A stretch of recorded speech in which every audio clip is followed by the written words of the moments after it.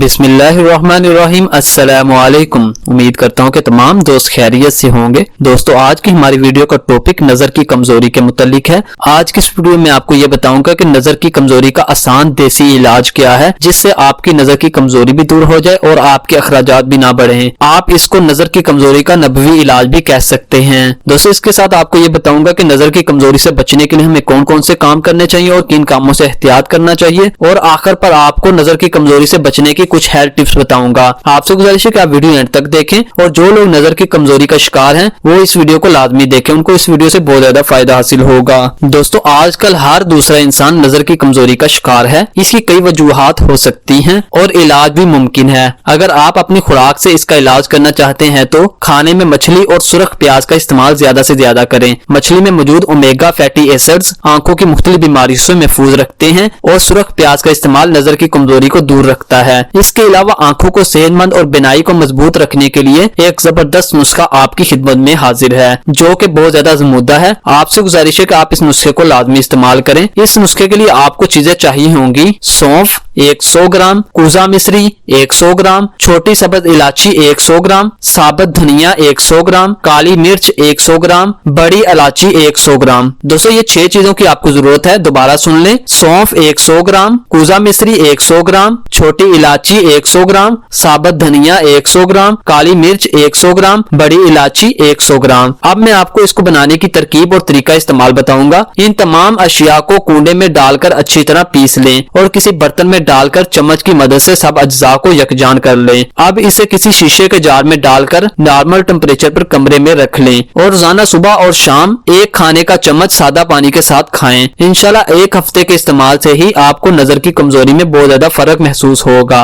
1 माह के लगातार इस्तेमाल से नजर की कमजोरी मुकम्मल तौर पर खत्म हो जाएगी और आपकी आंखें और आपकी नजर पहले जैसी हो जाएगी। दोस्तों, अब मैं आपको ये बताऊंगा कि नजर की कमजोरी से बचने के लिए हमें किन कामों से एहतियात करनी चाहिए। सूरज की शुआओं से आंखों की हिफाजत के लिए चश्मे का इस्तेमाल करना चाहिए। रात को सोते वक्त आंखों का मेकअप और लेंस को उतार कर सोना चाहिए, इससे नजर में कमजोरी नहीं होगी। ब्लड प्रेशर का बढ़ना या कम होना नजर को मुतासिर करता है। गाड़ी में एसी की हवा का रुख आंखों के बजाय पैरों की जानिब रखने की आदत डालें। खुश्क एयर कंडीशन की हवा आंखों से नमी को चूस लेती है, इसलिए कोशिश करनी चाहिए कि गाड़ी से निकलने वाली एसी की हवा का रुख आपके चेहरे की तरफ ना हो। आंखों में बहुत ज्यादा खुश्की आपको बहुत से मसाइल का सबब पैदा कर सकती है, इसलिए हमें चाहिए कि हम अपनी आंखों को महफूज रखें। दोस्तों, अब मैं आपको चंद हेल्थ टिप्स बताऊंगा। रात को सोते वक्त पाँव के तलवों में सरसों के तेल की मालिश करने से आंखों की रोशनी बढ़ती है। बादामों का ज्यादा इस्तेमाल करने से आपकी आंखों की रोशनी बेहतर होती है, और सुबह उनके छिलके उतार कर उनको खा लेने से हमारी आंखों की रोशनी बेहतर होती है।